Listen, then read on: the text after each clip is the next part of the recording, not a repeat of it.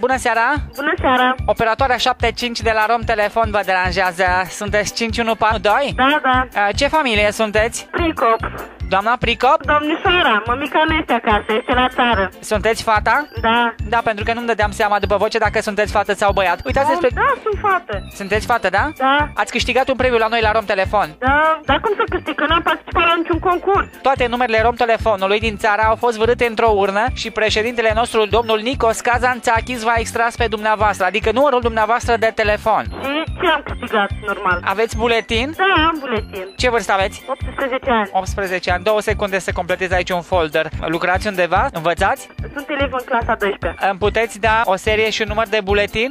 Farina! Adu fa buletinul că am câștigat aici! Hai, fată, pitonești cât de mai repede! Da, cum? Da, Farina, am câștigat la telefon! Hai mai repede, adu buletinul ăla! Alo? Hai, ia-ți mie! Alo? Da. Cu cine vorbiți? Cu cineva, o colegă de-a mea. Îmi puteți spune ce am câștigat? Dar mai întâi trebuie să-mi răspundeți la o întrebare. Da. Ce faceți de Revelion? Ce să fac? Mă uit la televizor. Domnișoara Pricop, avem o veste foarte bună să vă dăm. Ați câștigat o excursie de 7 zile cu cazare și micul dejun inclus în cină în Absurdistan. Unde? În Absurdistan. E adevărat? Da, este foarte adevărat. Trebuie să veniți pe la noi pe la firmă să completați datele pentru că plecarea este poi mâine dimineața. Păi mâine dimineață? Stați un pic că asta nu e tot, trebuie să vă spun că acolo veți ajunge cu nava școală Limbricul Mircea. Excursia valorează 2000 de euro și este pentru 2 persoane. Pentru 2 persoane? Da. Vă rog frumos. Vai, nu vine să cred, am amintit, nu vine să cred. Pentru prima oară în viața mea când câștig ceva. Nu vine să cred, vă mulțumesc din suflet. Plecarea v-am spus că este poi mâine dimineață. Poi mâine dimineață? Da. Dar parcă ați spus de Revelion. Până la Revelion Cu stați încă acolo. o persoană, nu? Cum? Cu încă o persoană? Da, v-ați gândit pe cine să luați? Sigur, eu pe colega mea, Irina.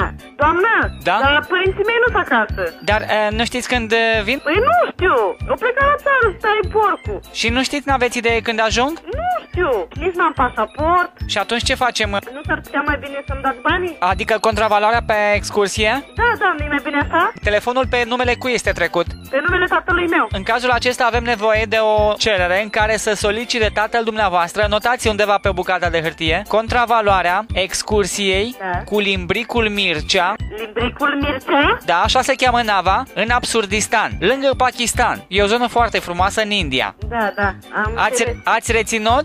Da, da, am scris aici. Repetați-mi, vă rog, ce trebuie să conțină cererea. Tatăl meu trebuie să facă o cerere în care să solicite contravaloarea excursiei cu Limbricul Mircea în Absurdistan, lângă Pakistan. Dar unde trebuie depusă cererea asta? Acolo unde plătiți factura telefonică, la Rom Telefon, adică. Da, da. În cât timp putem primi banii? Cam în 2 săptămâni. În 2 săptămâni? Pentru că trebuie aprobată de la București. Așa de mult trebuie să aștept? Trebuie să se constate că nu sunteți pe Limbric când ajunge în Absurdistan. Da, da, da. Sărbători fericite! Mulțumesc la fel.